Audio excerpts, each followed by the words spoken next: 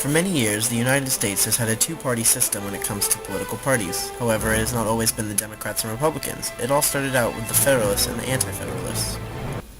Towards the end of the 18th century, Americans came to realize that something more pertinent than a faction would be necessary for identifying a political candidate.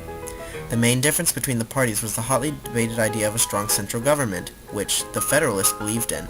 However, many people did not share this belief and they called their party the Anti-Federalist Party.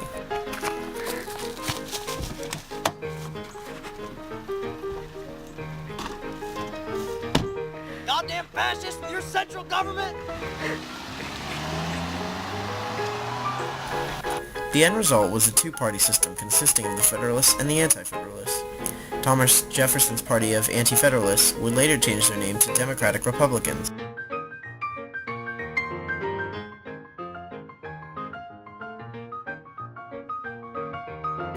Organized two-party politics had fallen apart until about 1824, when John Quincy Adams was elected and forged a split in the Republican Party.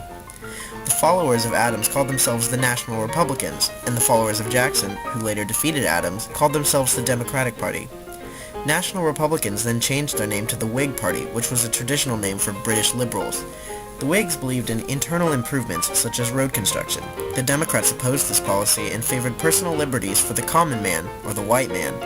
The Democrats also used hostility towards blacks and slaves as an adhesive to keep the Democratic Party together.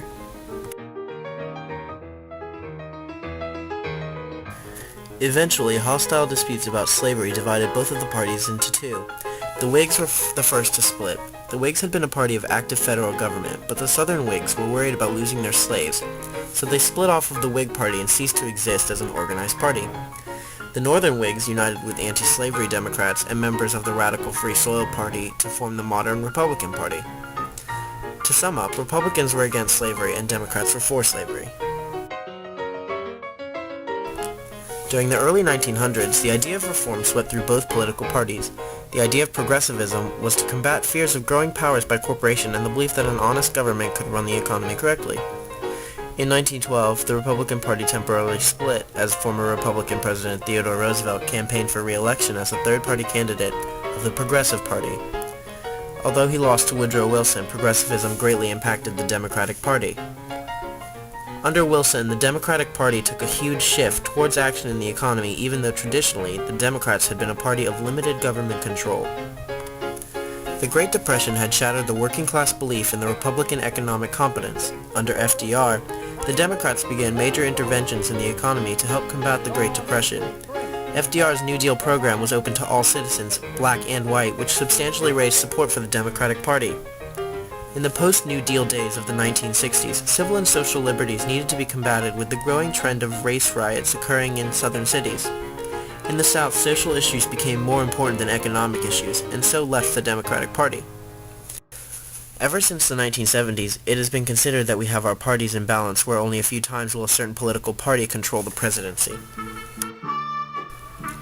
Due to certain demographics, certain people may be more likely to align themselves with a specific party. Democrats often favor active federal government, often invasive with economic policy. Oh my, shalom, I was just studying the theory of evolution. My name is Andre Rick Crombie, and as a poor, black, lesbian, transsexual, godless Jew with no children and a doctorate in women's studies from Brandeis University, I'm a proud representative of the Democratic Party of the United States of America. Republicans believe in laissez-faire policy with limited government control. As the white Protestant male father of 7 children, I firmly believe the future of this country lies in oil, lies in big business, lies in wealth. If you're poor, if you're homeless, it's because you want to be. You can pick yourselves up by your bootstraps. This is America. Anything is possible. Anything is possible in America. A third party is any party that is not one of the major two, so not Democrat or Republican.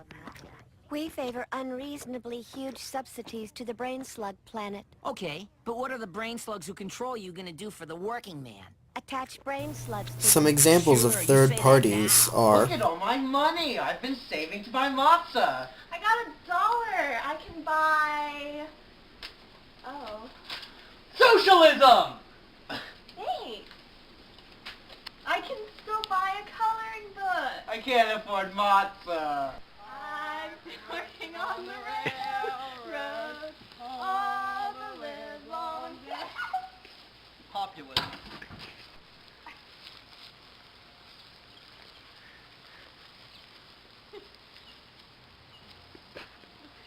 Green Party! I'm Ralph Nader, and I approve this message.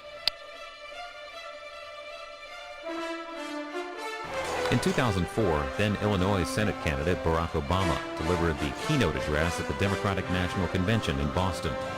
The National Convention is the meeting held every 4 years by each major party to select the presidential and vice presidential candidates and to write the party platform, which is a document outlining policies, positions, and principles of the party. The time is 7:59 and the robot polls are now opening. And the robot vote is in. And winner, the Hypno-Toad. Oh, hello. I was just studying Restart. Oh my, shalom! Howdy there! Crap. Okay.